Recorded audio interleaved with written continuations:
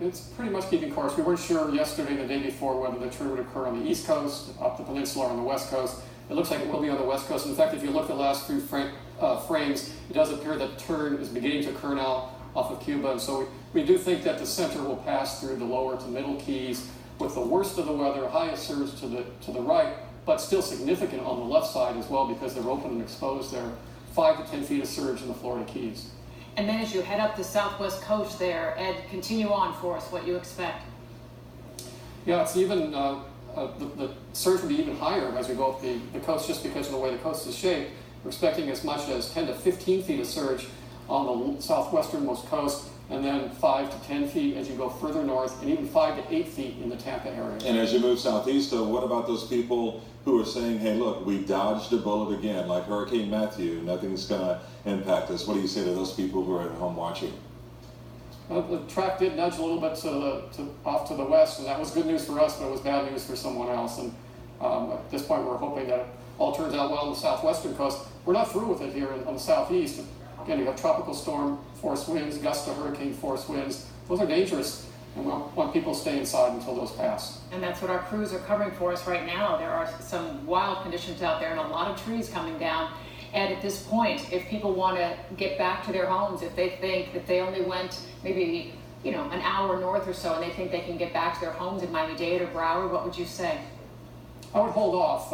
Again, we still could have a slight chance of hurricane force winds, but we certainly will have hurricane force gusts. We've already had gusts to 70 miles an hour in Fort Lauderdale. We're well away from the time where we're going to have the peak winds, the closest approach to us. That's not going to come until tomorrow afternoon. And Irma's going to spend a lot of time over the Florida Straits, and we talked with a gentleman earlier who seemed to think that he was just going to ride out the storm in the Florida Keys, and he says he was just going to hunker down inside of a safe room in a home.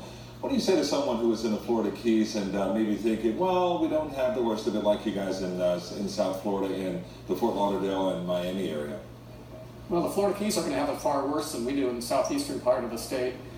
They in the southwest part of the peninsula are where we are most worried, and particularly the middle to lower Keys will have the 5 to 10 feet of surge, and that's life-threatening. That's why we have a storm surge warning in place for that portion of the coastline. We just had a tornado warning expire around 5:15 for north central Broward, but do you expect a few more of these warnings, Ed?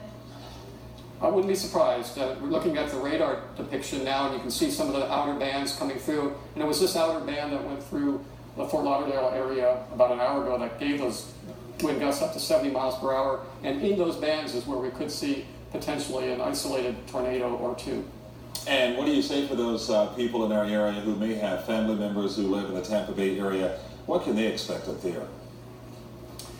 Unfortunately, they're going to get a pretty heavy hit there. They have not had a major hurricane in almost 100 years. And depending on, again, the exact track where the center goes, they could either have Category 3 conditions, or maybe Category 4, or if the track shifts a little bit off, then it won't be quite that bad. But they're going to prepare for the worst just as we did, and just as the Keys are going to be experiencing soon. And Ed, last check, I thought it said it was moving around 9 miles an hour, or did it get toward 12? And your bottom line, is it slowing down? Is Irma going to kind of take its time with all these bands?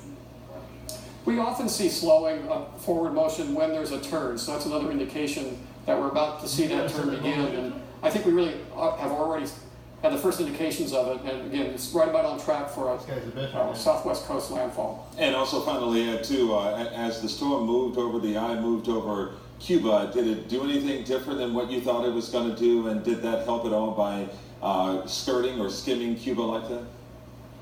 Well, it certainly wasn't good for Cuba, Category 5 landfall, but it did take a little bit of the wind out from the maximum amount as it spent several hours passing right along the coast. But we're seeing now already an indications that it's starting to re-intensify.